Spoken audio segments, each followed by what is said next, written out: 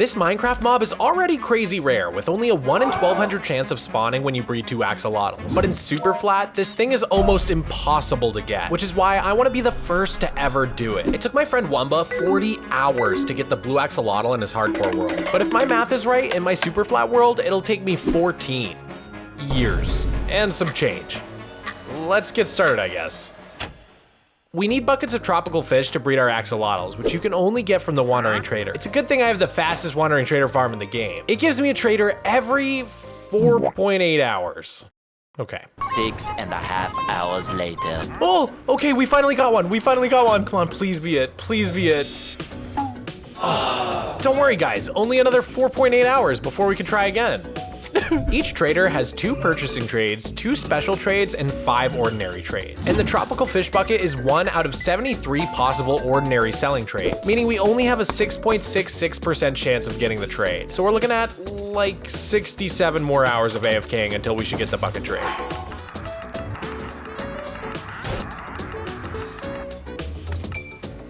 Yes, we finally got it! And all it took was an entire week of non-stop AFKing. But sadly, he only lets us buy 4 at a time. That's only 2 attempts. Okay, my axolotls are in this fish tank here. We're just gonna drill down from above, and we wanna grab 1 of each color. Summer, Talia, Goblin, and Berry. 1, 2, 3, 4. Okay, come on, attempt 1. No! Come on, please. Oh, no, why? It's okay though. I have been collecting these. This better work. Oh, no. Ah, no. Oh, come on. No. Oh, no. Okay, this is it. This is the one. No! Who am I kidding, man? I knew this was gonna take me years. There's just no shortcuts to take here. And the worst part is that my 14 years estimate assumes that I AFK at my Wandering Trader farm for 8 hours every single night while I sleep without missing a single day. But here's the thing, it could take me way longer than that, or it could be much faster. It all depends on just how lucky we get, or perhaps how much we please the axolotl gods. This dumb train of thought gave me an even dumber idea. If I'm gonna somehow stay motivated to keep trying for this ridiculously rare mob, I might as well turn it into an entire religious ritual. So I'm gonna build a magical redstone-powered temple in this half-finished valley. To even enter these sacred grounds, I'll need to pay tribute to the axolotl overlords at this fountain. The breeding attempts will be made down below in a beautiful and mysterious pond featuring a big statue. And we'll have a pit at the top where the axolotl pups can swim together until we get the blue axolotl. And when that happens, we'll have an insane celebration as an entrance opens to reveal a mysterious chamber with secrets of immense power. It's basically like playing the axolotl lottery. The axolotl. And at the end of this video, I'm gonna take all the tropical fish buckets we collect while we build the temple and see if our efforts to please the axolotl gods will actually work. The first thing I wanna do is connect the axolotl to the rest of my base. Ever since I built it, my greenhouse has just been floating in the middle of nowhere. But I recently spent several live streams building some terrain for it to rest upon. I want the walk from the greenhouse to the temple to feel as immersive as possible and really highlight all of this coastal terrain we've created. But I did leave a big gap where I'm planning on building some sort of cave system in the future. I also laid a path over the ridge to the Wandering Trader's mansion. And while I was at it, I cleared away some of the existing terrain that I'm not super happy with. This gave room for the final path to the temple from the harbor over the hills, which ties everything together. Since this is probably where most people would be coming from, I built up a stone stairway echoing the one leading to the greenhouse on the adjacent hill. If you're wondering how I got most of these blocks I'm using in my SUPERFLAT world, I really don't blame you at all, because each one has a unique story. All of my stone and cobble come from generators that I've built using the water and lava found in villages. Blocks like andesite, granite, and diorite actually need to be crafted from quartz and cobblestone. So I use my piglin bartering farm to get tons of quartz just for that purpose. And blocks like deep slate and tuff are extremely rare for me, since both of them can only be found by looting trial chambers. The only reason I can even get trial chambers in my world is because it's older than 1.18. When the height limit was lowered, it pretty much jailbroke SUPERFLAT worlds and made it so that you can get structures like pillager outposts, ruined portals, abandoned mine shafts, and strongholds, which are how I got to the end dimension and got my Elytra and shulkers. And funny enough, my world being older than 1.18 is also the reason that I have axolotls in the first place. In 1.18, they were changed to only spawn in lush caves, making them extinct in SUPERFLAT. So they were already a bit of a legendary creature in my world, even before the whole temple thing. And speaking of the temple, I was ready to begin the first part of the build. All right, so the reason I left this hole behind me is that we're gonna be building the Well of Surrender. Before even going into the sanctuary, you need to make some sort of tribute or sacrifice into the fountain, you know, to bless whatever breeding attempts we might make. So I'm gonna start by just building a minecart track down below here. And this hopper minecart here is gonna suck up any of the items we throw into the fountain. And then all those items are gonna get sent way over here for later. You'll see. With the redstone in place, building up the fountain itself only took a few minutes, and I'm actually really happy with how it came out. I can't wait until my entire Flatworld has little shrines and monuments like this to discover. So I made it so you can actually press these buttons and then throw your tribute in, and it'll go suck up the item, and that way the minecart's just not constantly running and making noise under here. But there is one last thing I want to do with this fountain. Usually I keep all my valuables in my ender chest here, so I want to hide some sort of ender chest around here so that I can easily access all my loot for the sacrifice. And I think I have the perfect idea for how we can work it into the build. I started building an old ruined church, and as I did, lore for this axolotl-based religion began swimming around in my mind. In ages long past, the four swam as one. Pink, yellow, white, and brown moved in harmony, guided by the gentle pull of the current eternal.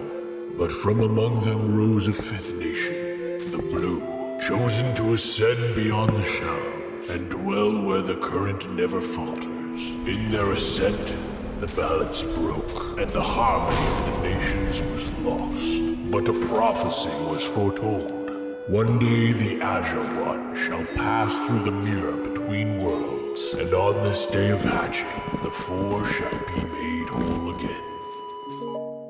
This church was built at a time when the believers in the Azure One were many, and their faith was still strong. But as the ages drifted on, the keepers of the current dwindled, and their sacred temple began to crumble. All right, so now if we want to make a tribute to the Well of Surrender, we can just go up here, and there's an ender chest ready for us to grab our resources. And I also decided to add this lectern with the lore that I was thinking of while building this church. I'm using this mod called Scribble, which lets me do like colors, bold, italics, stuff like that in the books. I love it so much. With all that done, the first part of my plan was complete. So I stepped back for a moment to look at our progress. I'm just seeing what all my new terraforming looks like from the outer edge of the Megahex project, and wow. Dude, it's crazy being able to see this far with my new PC. Which reminds me, I need to thank Ironside PC for sponsoring this video. But don't even think about skipping this ad segment because we're partnering up to do a giveaway. And the winner will receive the first and only signed Mogswamp PC. Plus, even if you don't win the giveaway, this Mogswamp PC will be available for purchase for a limited time. I'm so excited about this because Ironside was one of the first sponsorships I ever got. They really saved my butt when I was having computer troubles while building my Cyberpunk End City. And the PC and laptop I got from them have taken me through my entire journey as a full-time content creator. But every year, our videos get bigger and better with more ridiculous Blender shots and massive time lapses that take ages to render. So this year, I decided to ball out and get a big upgrade for myself, and thus the Mogswamp Ironside collab was born. I used to be one of those people who always built their own PCs, but after taking advantage of Ironside's warranty plans when things went wrong during my subathon, I just can't imagine what I would have done without the help of professionals. Plus, let's be real, I could never build something this beautiful. Their PCs are clean and reliable with good pricing, and the people working there are some of the nicest people I've met. So really, I cannot recommend Ironside enough for your next PC purchase. But let's talk about entering the giveaway. To enter the giveaway, use the link provided in the description and the pinned comment below. You'll have 1 month after this video goes live to enter. The giveaway is eligible worldwide, and Ironside will even cover any shipping fees. But please guys, don't get scammed. Ironside will contact you by email if you win and will not ask for any form of payment.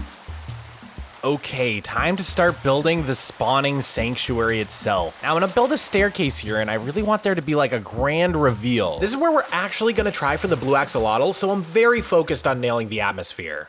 My main inspiration are these areas in Breath of the Wild and Tears of the Kingdom. They're called the Spring of Power, Courage, and Wisdom. And they're some of my favorite areas from those games because they feel so important and mysterious when you stumble upon them. But before entering this sacred place, you need to take off your Elytra. One of the main predators of axolotls are large birds like storks and herons. And my world is full of birds. So after making an offering at the Well of Surrender, taking off your Elytra signals to the axolotls in the sanctuary that you mean no harm. All right, so the Elytras will go in this barrel, and then I've got some hoppers that should suck them out down here. But the issue I'm having with the redstone right now is I don't actually know how much room I have. So I think we need to build up this spawning sanctuary to like see how much room we have underneath here. I started by building out the bottom of the pool, but before I could make any real progress, I began running out of mud and terracotta. I have this tiny attachment on my lumber mill that allows me to turn my extra dirt blocks into mud, but it's not very speedy. Next, I visited my clay farm, which is very fast at converting dirt into clay. It would only take a small tweak to redirect the mud from this farm straight to the blast chamber for harvesting, and I could get it so much faster. And I could even build an automatic collection system that smelts the clay into terracotta for me, so I wouldn't have to bring it all to my super smelter. The main reason I haven't done these things is a lack of confidence in my redstone ability. Pretty much all the redstone in my world was copied from tutorials. I'm hoping this project really helps me improve my skills so I can accomplish more on my own.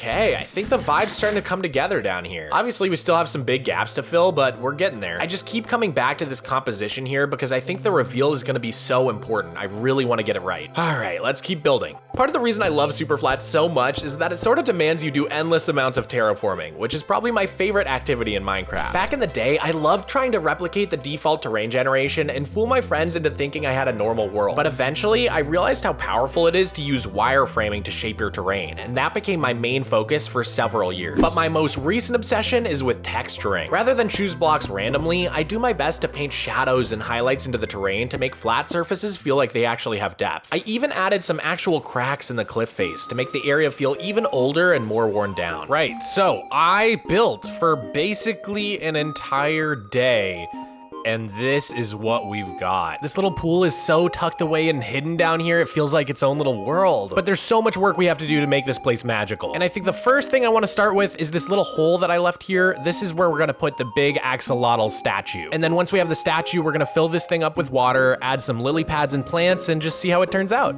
The axolotl statue only took me a few minutes to build. When I mentioned that tuff was rare, I was really talking about the literal tuff block, which is only found in the loot chests of trial chambers. Most of the other tuff blocks are pretty abundant in the various chambers and trials. But if this statue is gonna please the axolotl gods or whatever, we need to suffer more.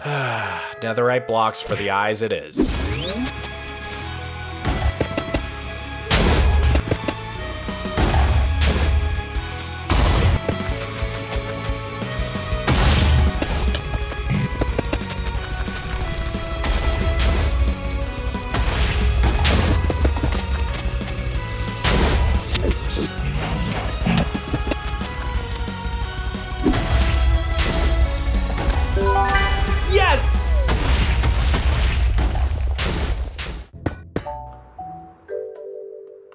Yo, that looks so sick. God, that took so freaking long.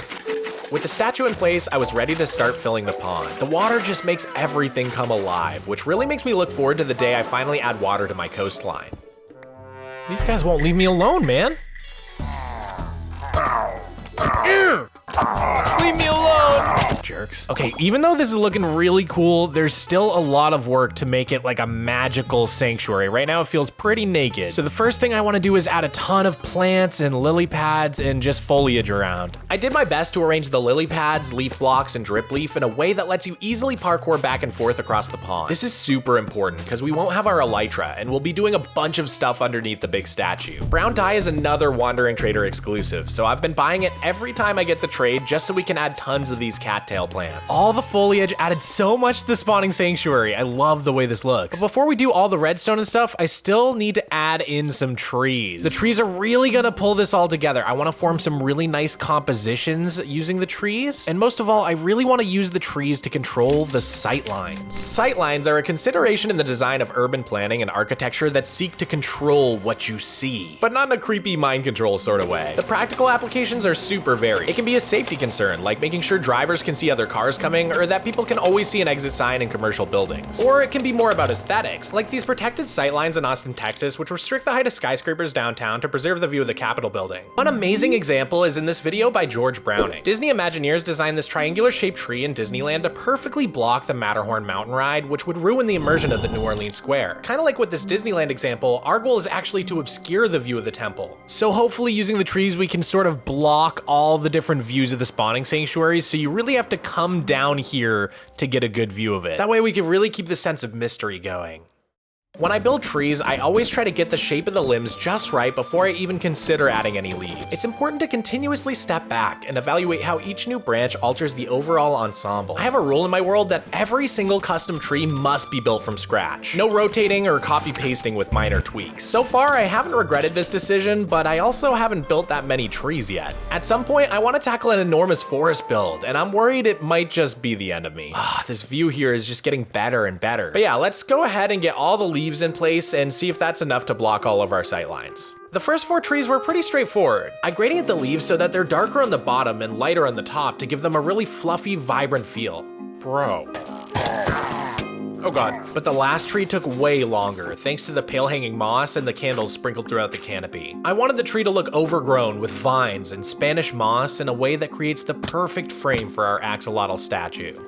With the first 5 trees looking good, I decided to go a bit crazy, blocking every possible sightline with a tree until the entire valley was surrounded. I built a total of 11 new trees, and as the wind blew through their branches, I could almost swear I heard them whispering to me.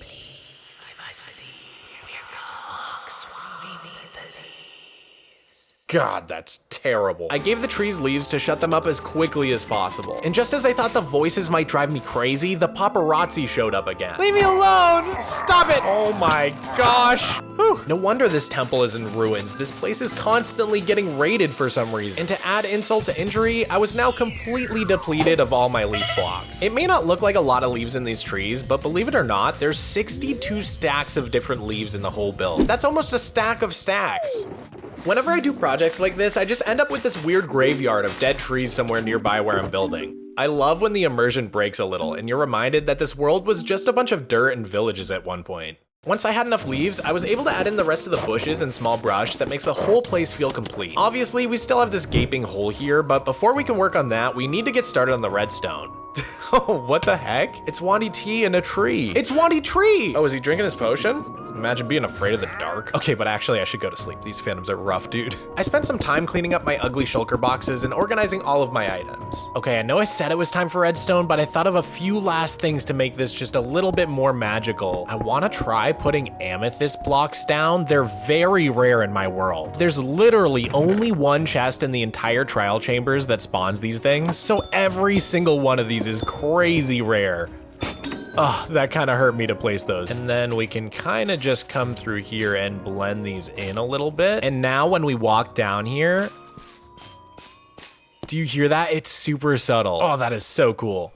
Now that it's night, I realize it's really dark here. So let's get some lanterns in. Yeah, that works. And then I want to dig underneath here and put firefly bushes, both for the sound they make and for the particles. Oh man, that's perfect. Okay, the vibes in this place are immaculate. I still think the falling leaf particles are like the most underrated feature they've added. Notice how I called it a sanctum, by the way? Sounds a lot fancier than sanctuary. I'm pretty much a genius. Speaking of which, it's time to actually do some redstone. I think the best place to start is on this little platform here below the statue. This hole I left here is where I want to keep our 4 primary axolotls. I guess we can consider these guys like the leaders of their tribes or something. It works out perfectly because Wandy T always sells us 4 buckets, and that means we can do 2 breeds, 1 tropical fish for each of the axolotls. And I think they should also be protected from lightning.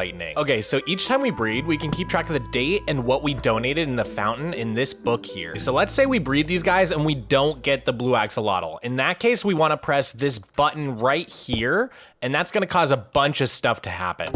We need to send our Elytra, stop the music, stop the water, and finally start the timer. I promise that'll make sense soon. But then when we finally get the azure one on the day of hatching, I'll place the bucket of axolotl onto the pedestal of revelation, which is also gonna cause a bunch of stuff to happen.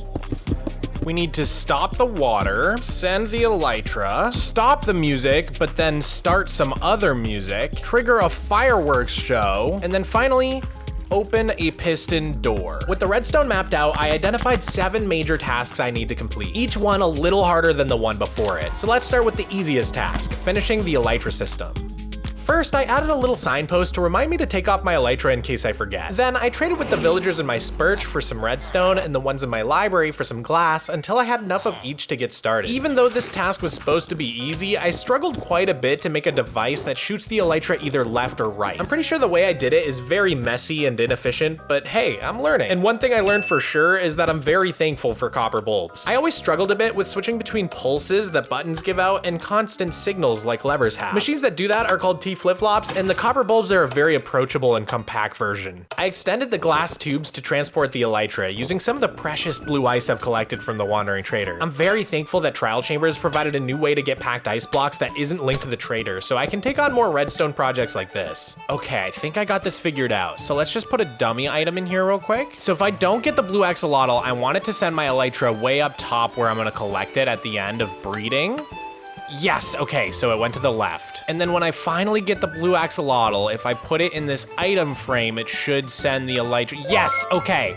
It's all working. Oh, I'm so excited. That was really hard for me, okay? Next up on the list is the water controls. One of my main inspirations for this build was the classic Temple of Notch, which had this really cool effect where tears would run down his face. So I wanted to add some water features in my build as well. Okay, so I already hid some dispensers up here in the axolotl's mouth.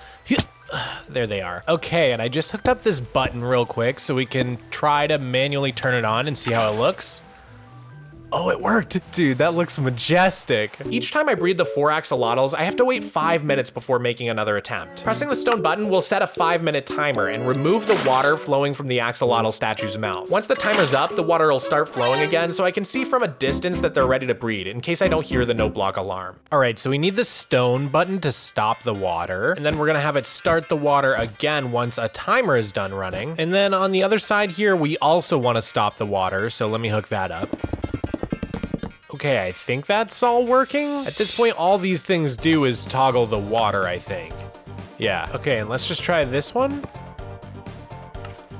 Oh, that also worked. Okay, excellent. That means we're on to the final easy task, the piston door. When we finally get the blue axolotl, I want it to be as special as possible. So, in addition to a special song and a fireworks celebration, we're also gonna have a 4x4 piston door that opens to reveal the Cave of Reclamation. Now, there was literally no way I was gonna figure out a 4x4 piston door all on my own, so for this one I'm using a tutorial, which is why I labeled this as an easy task. The last thing I want to do is get overwhelmed and discouraged on my journey to learn redstone, so we gotta take baby steps here. But as easy as following a tutorial is, there's always a pretty solid chance that you screw something up.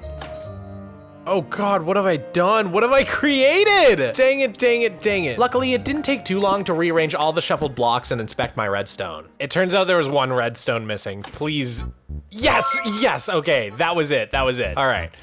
Easy fix. Oh, that's so satisfying. I can't stop. I love piston doors. I need more of these in my world. But as happy as I was to see the door working, this did mean I had moved on to the medium level of difficulty, starting with the Jingle of Jubilation. Okay, so I want a special little jingle to play when we finally get the blue axolotl, but not like a whole song or anything. More like a little Zelda puzzle complete kind of jingle. Okay, I built myself this little platform here, so I have some space to mess around.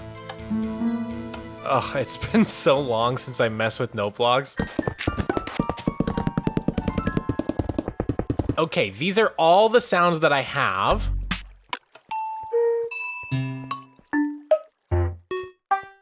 And I think I know which ones I want to use for the little jingle. I spent way too long fiddling around with the note blocks to try to get something that sounded cool. But after like 2 hours of experimenting, I had something I was pretty happy with. Okay, so here's the finished result. Let me play it for you guys.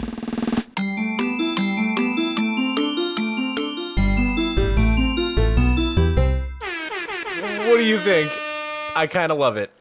Did I cook? So that is now hooked up, but I also ran a line from the end of the little jingle, and we're gonna hook that up to jukebox. Sadly, jukeboxes require a diamond to craft. The only way you can get diamonds in SUPERFLAT is from loot chests, which is why that kind of hurts. Okay, I'm gonna put the jukebox right under the stairs here where we're breeding the axolotls, and there's gonna be a torch that locks that, and the music disc I want to use for this is Precipice. That goes in there. Okay, I wired up the door too, so I kind of want to just try this whole thing out. Let's see if it works.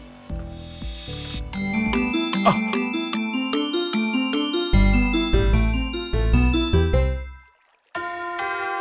Oh. And the door's, oh, I missed the door opening. Oh, but this is so sick. Wow. Okay, the next thing we need to do is the fireworks. I feel like the fireworks are really gonna complete the whole celebration sequence. Okay, so I just found out that moss carpets block the fireworks and make them explode, which kind of ruins my whole plan for hiding these dispensers. And leaf blocks don't work either. Now, stone pressure plates actually do let the fireworks through, but the problem is that if I walk over it, the firework just shoots out. So I think my best options are the seagrass, and then for the ones that I can't hide in the water, maybe the copper trapdoor. Like, it's not perfect. I think I can make it work. I identified 8 different spots for my dispensers, 4 in the water and 4 on land, and I did my best to use the copper trapdoors to blend them into the terrain. Next, it was time to link all of them together. Okay, so I'm pretty sure I've connected up all the different dispensers except for one. It's this one in the middle here. Because of how we've built the pond, we're gonna have to break bedrock in order to get a signal over here. In my SUPERFLAT world, I can actually build below bedrock. When Mojang lowered the height limit in 1.18, they turned the bedrock layer in normal worlds into deep slate and generated brand new terrain underneath. But for SUPERFLAT worlds, they didn't change anything, meaning my bedrock layer is still at Y level 0, and I have 64 blocks of building space underneath, as long as I'm patient enough to break the bedrock in the way. I found an easy bedrock breaking tutorial, and after a couple of practice rounds, I was feeling confident enough to give it a go. But then I made a huge mess and broke a bunch of precious blue ice blocks. So much for practice makes perfect. It took me a bunch of attempts, but finally I was able to make my hole, and after a scary flight over the void, I managed to place down some blocks I could stand on so that I could connect up the redstone. Next, it was time to fill up all the dispensers with rockets. After some testing in creative mode, I figured out it takes 50 rockets in each dispenser to last the entire 5-minute runtime of Precipice. So I started crafting a bunch of different rockets, each colored pink, yellow, white, brown, and blue. And the blue ones even fade from light blue to dark blue. I used different combinations of shapes, effects, and flight durations for a total of 135 different explosions in the show. It took so much time and effort to keep track of it all. Okay, I literally just spent 35 diamonds on these fireworks just to make some of them have a little trail. And I was complaining about the diamond for the jukebox, but I think it's gonna be worth it for such a special celebration. I mean, imagine how hype it'll be when we finally get this axolotl. I made a few extra rockets, so I think I'm gonna try to spread them around into the different dispensers and try and test this thing out. Okay, I think I hooked everything up. So hopefully the fireworks go off, and then hopefully the redstone stops itself once they run out. Here we go. Okay, I think it's working. Okay, so we gotta wait until they run out. Oh, I think it stopped. And did the loop stop? Oh, it did. It stopped the loop. Perfect. Okay, I think that was a success, which means it's on to our last medium redstone task, the timer system. I use dirt for the timer items since I basically have endless amounts of it for reasons I don't really want to discuss. But even though the timer proved easy, the no block alarm was kicking my butt. I created a simple loop, but I wanted it to repeat 4 times before stopping. Easy, right? You'd think so, but this like completely stumped me. For the first time so far in the project, I felt ready to give up. So I called my friend, Redstone CPU. She's been helping me with Redstone for years now, before my channel even took off. And with her expertise, we were able to quickly find a solution. Okay, this thing is so cool. So how it works is there's 4 blocks in this dropper here, and every time the song loops, it puts one of the blocks into this hopper. And the hopper's locked by this torch, so it can't put the items back in the dropper until the dropper's empty. At which point, this comparator goes off and starts this little burnout loop here, and the whole system resets. It's so cool. It's so elegant. I love it. I feel like I'm finally starting to get the hang of redstone. But before we tackle the hardest redstone tasks of all, I want to finish the third part of my plan for the temple and fill in this massive hole here. So we've talked about all the different stuff that happens when I breed these guys and we don't get the blue axolotl. battle. We press this button and we have the whole timer system with the water and the song, but we haven't really talked about what happens after that. So I'll use the buckets from the tropical fish to pick up the babies, and we're gonna take those buckets and go up this staircase and drop them off right here in the pit of the unchosen. My main inspiration for this part of the build was this image I found on Pinterest. I wanted to do some research on the artist, but after looking closer at the image and especially the signature, I think it might actually be AI. I've become a pretty big generative AI hater after learning how bad it all is for the environment. I definitely regret trying it out in the past, and I've gotten pretty annoyed with how it's taking over my favorite places for art on the internet. Maybe by putting this handcrafted, human-made video onto the internet, I'm helping to combat the rise of slop in some small way. Okay, I have built up the pit. What a beautiful home. I mean, so many axolotls are gonna live in this thing. Uh-oh, the sun's going down. You merely adopted the dark. I was born in it. Okay, I should probably fill this thing with water. It only took a few minutes to fill our pit with water, and then it was pretty much done. But I still had to actually blend it into the surrounding landscape, so I set to work on building the staircase up. Once the path was complete, I worked on some smaller details, like a few more hidden amethyst blocks for the twinkle sound, and some foliage to make it feel nice and overgrown. Next, I began working on closing the final gap in the terrain by building up the cliff face behind the pit. This is one of the most exposed parts of the build since there aren't any trees blocking the view from a distance, so I spent even more time than usual trying to get the perfect block placement. I built up a staircase that will serve as the path out of the whole area and added a few little alcoves and nooks to improve the visual interest. Then I added some additional spruce wood scaffolding to complete the path and provide some color contrast against all the gray stone. I really like how rickety the whole thing feels. I want this place to be really dark at night, but we do need a little bit of lighting here and there. These candles are a good way to add a little bit of light, but still keep things kind of moody. Now that the terrain is all filled in, I decided to add a small shaft with a door to help me access the redstone on the inside of the build. If I ever build out a cave system underneath all the terraforming, I can connect this door to a branch of the cave. I also devised a purpose for the two alcoves I made and started building another hallway to what I'm calling the Abyssal Archive. In order for my plan for this area to make sense, I think we should just do a full demonstration. I actually have some tropical fish here. It's gonna be really cool to see this whole area in action, so let's try it out. Okay, so first thing to do is make a donation at the fountain. I'm just gonna use some gold. Okay, now we have to take off our Elytra and put it in this barrel here. All right, let's give this a shot. Come on. Nope. And no. Okay, I marked it in the book. Now pressing this button should send my Elytra up to the top. So now we take our little buddies up here. I'm sorry, little buddies. You were not the chosen one. Poor little guys. Okay, now we're left with 4 buckets. We have a few that are empty, and we're gonna just place this little mat here and we're gonna throw them here. And then we also have a few that have water in them and we can throw that here. So then we can go up to the top of our little scaffolding here and grab our Elytra from the barrel. Huh? Oh no. Oh God. Oh, I never connected this hopper to anything. Okay, good news is our Elytra is safe and sound. So then all those empty buckets and water buckets that we throw onto those hoppers are gonna go into this Abyssal Archive. So we gotta build some sort of cool room down here where we're gonna connect those hoppers up to. Oh man, I completely forgot. The timer just started going. Everything's working perfectly. I'm so happy. I should put redstone in more of my builds. I'm having a good time with this. All right, let's get started. I started by using a classic Minecraft building technique. By layering glass blocks with an air gap in between, you can get a fog effect that's really cool looking. In this instance, I'm using it to create a calming pool of reflection where one can retrieve buckets and pray to the Great Vessel. What is the Great Vessel? I'm so glad you asked. Bring forth the buckets of life for the offering. Let no tropical fin be withheld. For each fish surrendered is a drop in a bucket of destiny. Those sacrificed are not truly lost, but gathered here in the great vessel of the abyss, awaiting the day of hatching. One day the vessel shall be full, and the current eternal shall overflow, ushering in the return of the Azure One forevermore.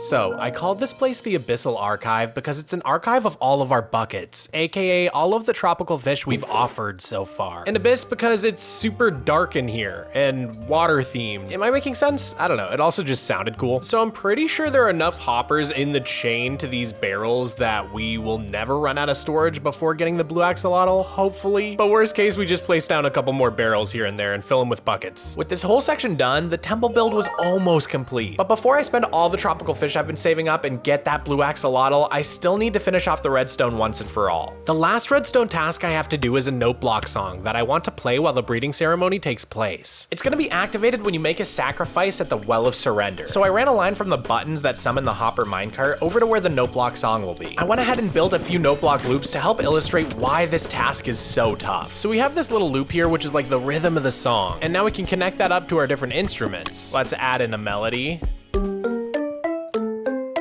But so the issue is I want to be able to play different instruments at different times throughout the song, turning things on and off without like building just one giant line of note blocks. Not only do I want to save on resources, but I also want to make sure the song is the same volume when I'm standing down there. This issue really stumped me. At first I wanted to try and take the lazy route and build a bunch of really weird switches and flips that I could cobble together a song out of, but very quickly I realized I needed some sort of way to program my instruments. So once again, my friend Redstone CPU helped me out. I had a vision of some sort of piston feed tape that would allow me to program the different instruments, and as soon as I began explaining it, she knew exactly what to do. I already know the solution to this, and I'm about to blow your mind. Oh, I can't wait for this. It's just gonna be these four like this, and I'm gonna have mine carts up top. Here's how it works. We're gonna have a wooden shovel wherever we want a note to be played. Every note you don't want played, you need a new item with a different name. Okay, then we just turn it off. That was That's sick. so good. Oh, that was Yeah. so cool. Okay, awesome. With this problem solved, I finally had the foundations to finish my song. But another issue quickly arose. I want to be able to stop the song halfway through, but since I made the bass section one big loop that lasts half the song, it just plays out whenever I try to stop the circuit. So I split the bass section into 6 separate parts to address this, but I still needed some way to make a counter that always plays them in order, 1 through 6. This time I called on another friend, Matt Batwings. He has an amazing redstone channel, so this was pretty much a walk in the park for him. Done, maybe? Already?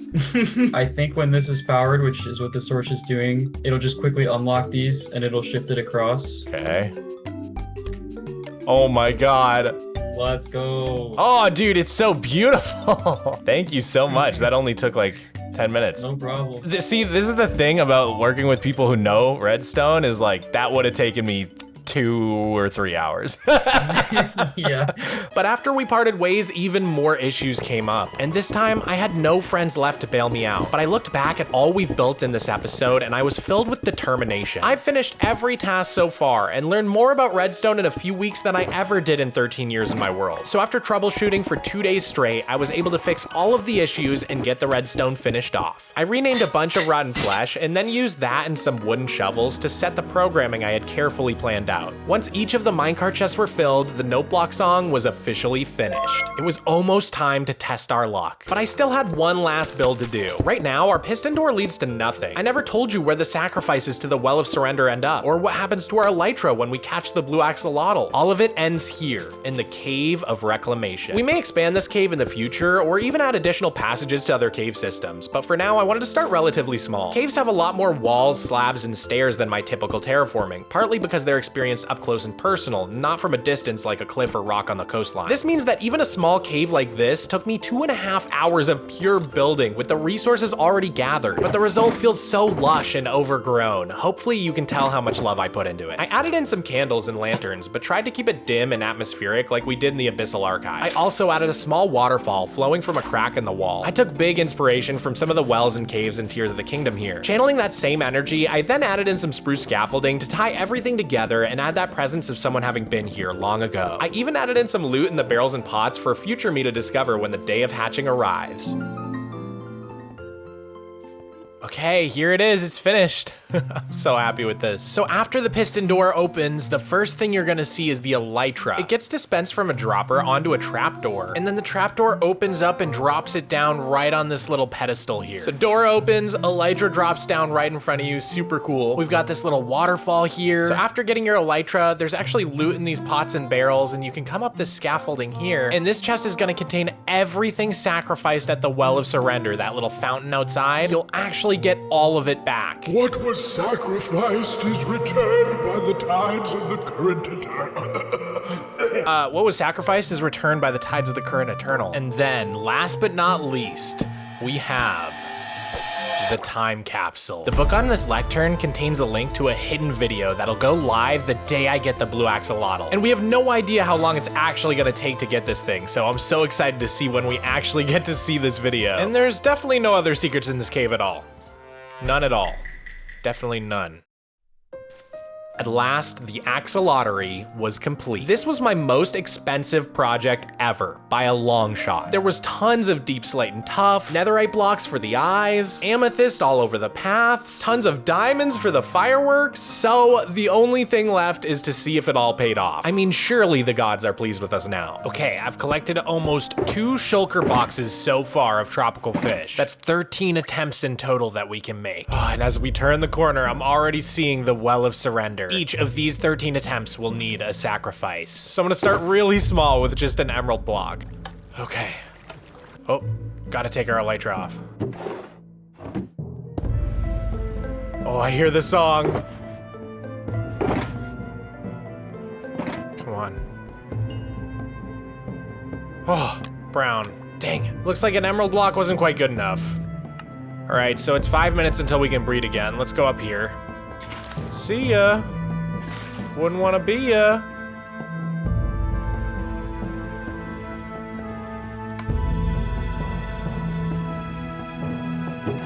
Oh, nice.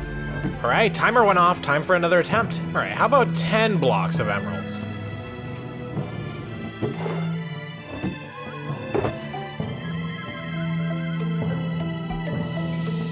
Nope. Okay, come on. Nope.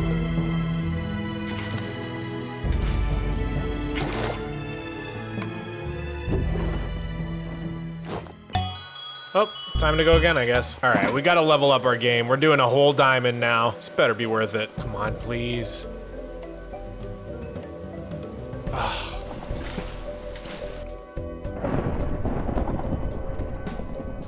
Oh, okay, a diamond block?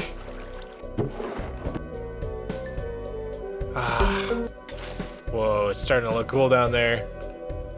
Okay, maybe we need to be more creative. How about a nether star?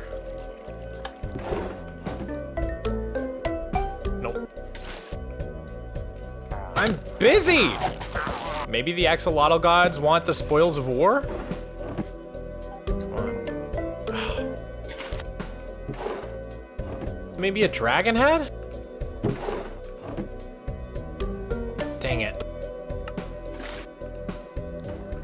Okay, back to basics. Come on, gold blocks. Who doesn't like some gold? All right, what about all my extra netherite scraps? Come on. Dang it.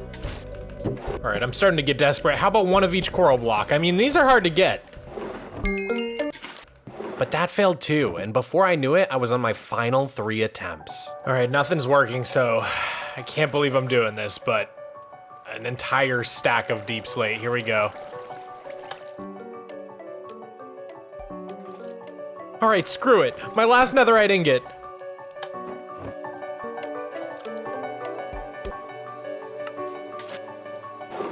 Are you kidding me? This is just ridiculous at this point, and this is literally our last shot at this. Maybe the axolotl gods have just been waiting to show their appreciation for the last attempt, right? Right? What is the most valuable thing I have in SUPERFLAT? Oh, it's probably the amethyst. I can't do a whole stack. Oh, but this is my last attempt. Okay. I'll get it back. We're gonna get it all back right now because the cave is gonna open up. All right, put away our elytra. Please. Come on. I can't even look. No.